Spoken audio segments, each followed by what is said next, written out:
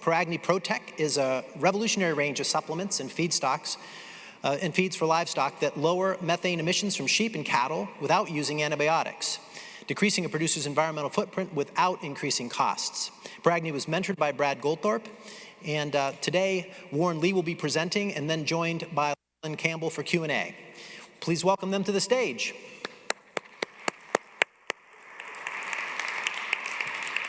Thanks. Thank you very much.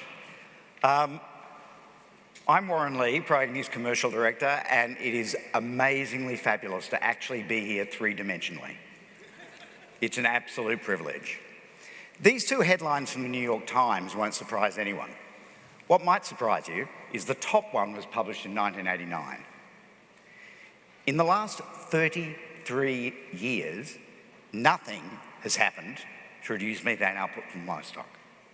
The reason for this is, as Joe McFadden at Cornell puts it, everyone wants to reduce methane output, but no one wants to pay for it. And that, in essence, is the problem that ProAgni has solved.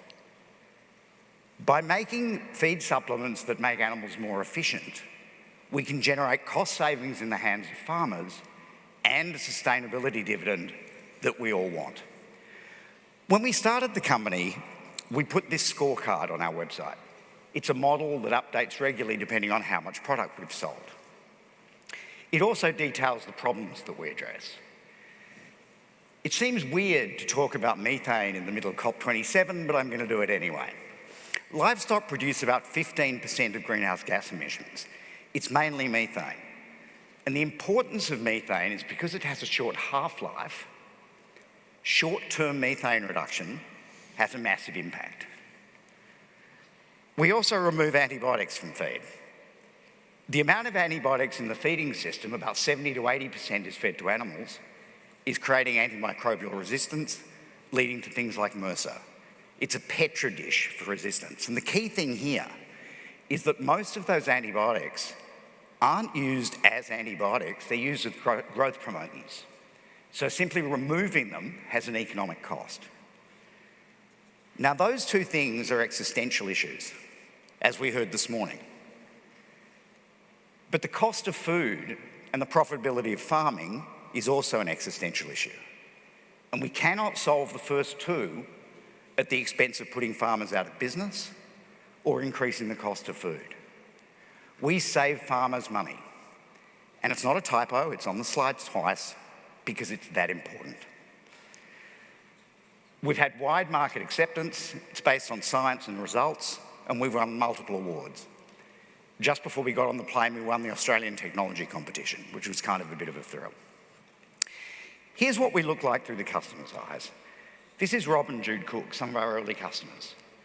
Feeding the same amount of feed per day per animal, they got their animals to target weight 20% faster.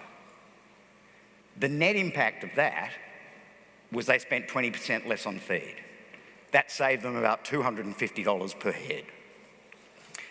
But most importantly, or more importantly, it helped future-proof their business. So last month, one of the largest meat packers in Australia decided that they needed 80% of their supply to be antibiotic-free. Rob and Jude were fine. This has bred a massive loyalty among our customer base. So when we put out on our socials that Thomas Foods announcement about 80% antibiotic-free, the first person who came back in was Rob Cook. Terrific news, well done, ProAgni. This has led us to about $5 million in sales at retail level in a market that's 1/10 the size of here. That value proposition translates well here. For the average New York dairy farmer with 183 cows, they can save around $30,000 a head. It also helps future-proof them.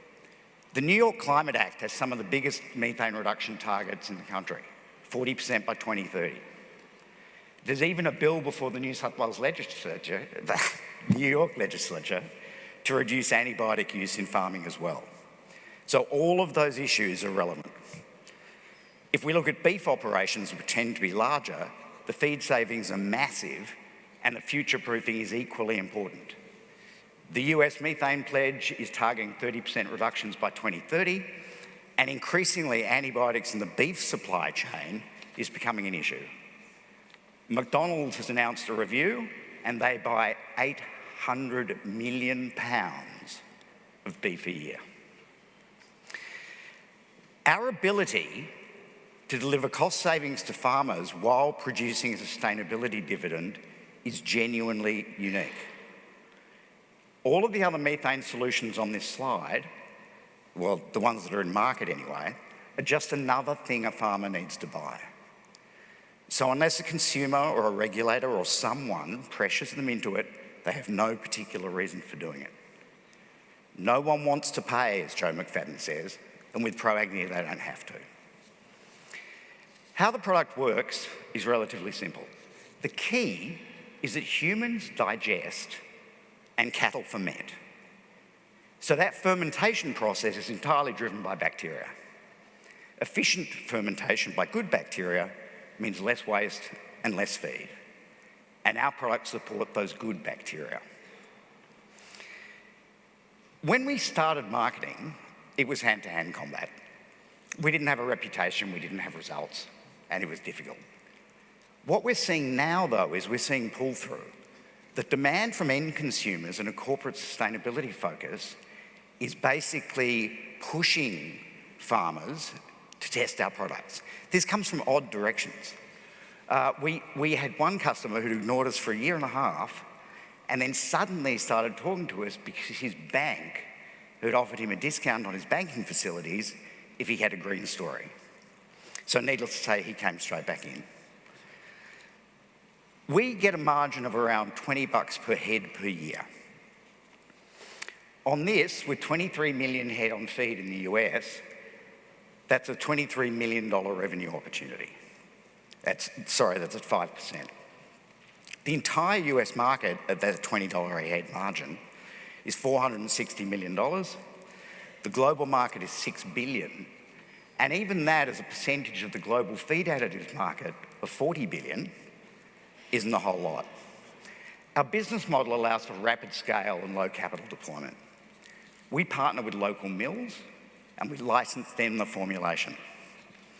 The mills manufacture, hold inventory and invoice, and we provide the patented formulation, sales, marketing and technical support.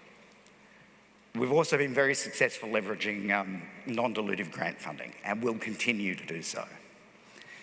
Our different approach here required a different team. We brought different thinking. We have strong female leadership.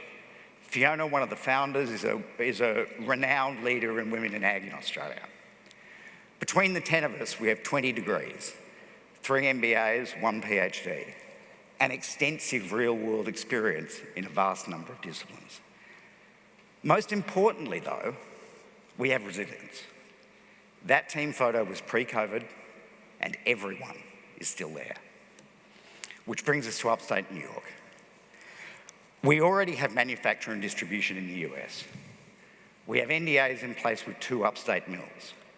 We have strong scientific and research relationships, and we're well advanced in customer discovery. The building blocks are already in place. We've been made to feel welcome here, and we feel welcome here.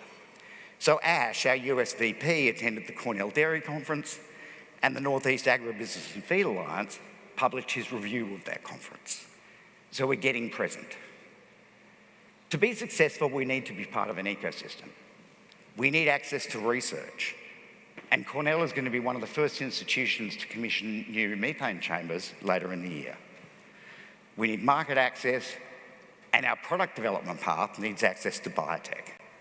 We want to be part of a community that's supportive in more ways than just dollars. These are what our financials look like on the $1 Million Award. The key to this is that because it's a royalty-based business, we have high operational leverage.